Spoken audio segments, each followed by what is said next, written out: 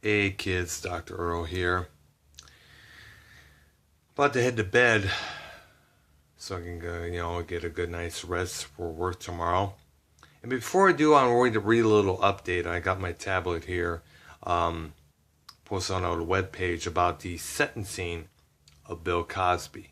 Now, this is going to take a lot longer than we expected to find out how many years in prison he's going to be serving.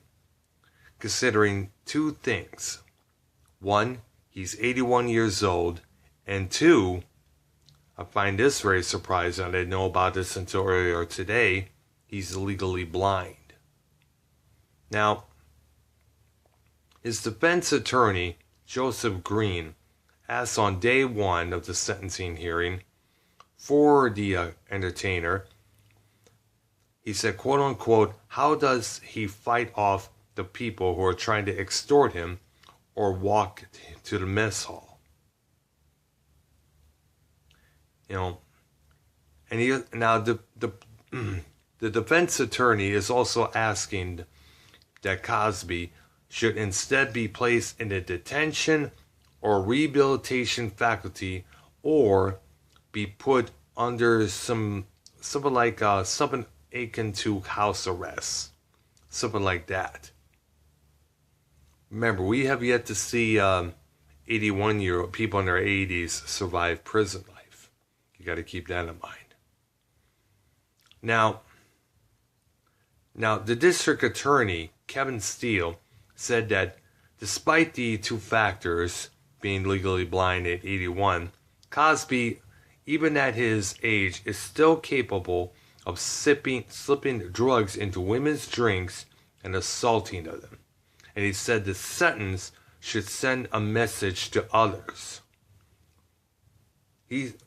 Steele said, despite bullying tactics, despite PR teams, public relations, that's what the PR means, and other folks trying to change the optics, as one lawyer for the defense put it, the bottom line is that no one is above the law, which is true. Many people often believe that because of the status of power they have.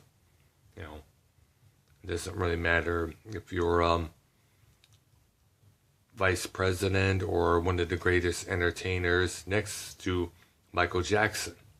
You do something like this, you will get in trouble sooner or later. Now, tomorrow, this coming Tuesday, the judge is expected to sentence Cosby, and the TV star, once known as America's Favorite Dad, and his starring role on The Cosby Show, will become the first celebrity under the Me Too era to be sent to prison.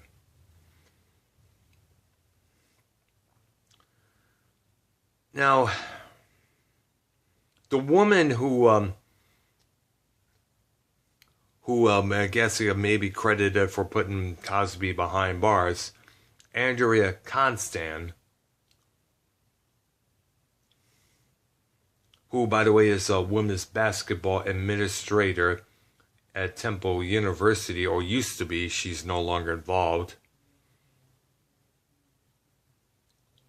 Apparently, she was violated by Mr. Cosby in 2004.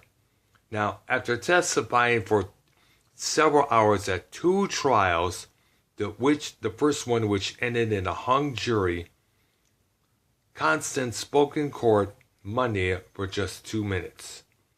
She just simply said, the jury heard me, Mr. Cosby heard me. All I'm asking for is justice as the court sees fit.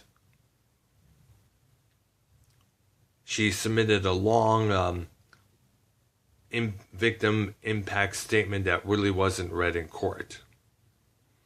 Now, the charges could also carry up to about 30 years in prison.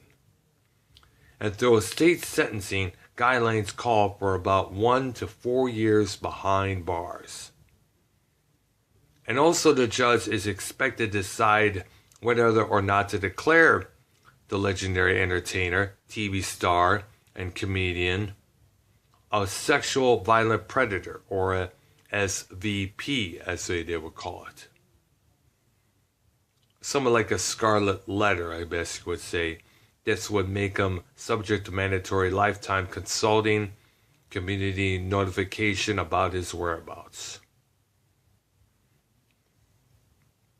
Now, a psychiatrist for the state of Pennsylvania, where all this is going down, her name is Kristen Dudley, testified that Cosby has an uncontrollable urge to violate young women and will probably commit another offense if given a chance. He often befriended women, then sedated them with drugs or alcohol, and then took advantage of them for the quote-unquote sole purpose of his sexual gratification. So we'll probably, most likely when I get done from work tomorrow, we'll find out if he's going to prison or not, or how many. Well, we know he's going to prison, right? I should take that back. But the question is, how many years? And how is he going to do time in a regular prison or the detention center or whichever? We'll have to see. Now, when I find out more, I promise to make a follow-up video after this one. And you have my word on it, folks. Till then, I'm Dr. Earl. Thank you for watching. Subscribe to my channel.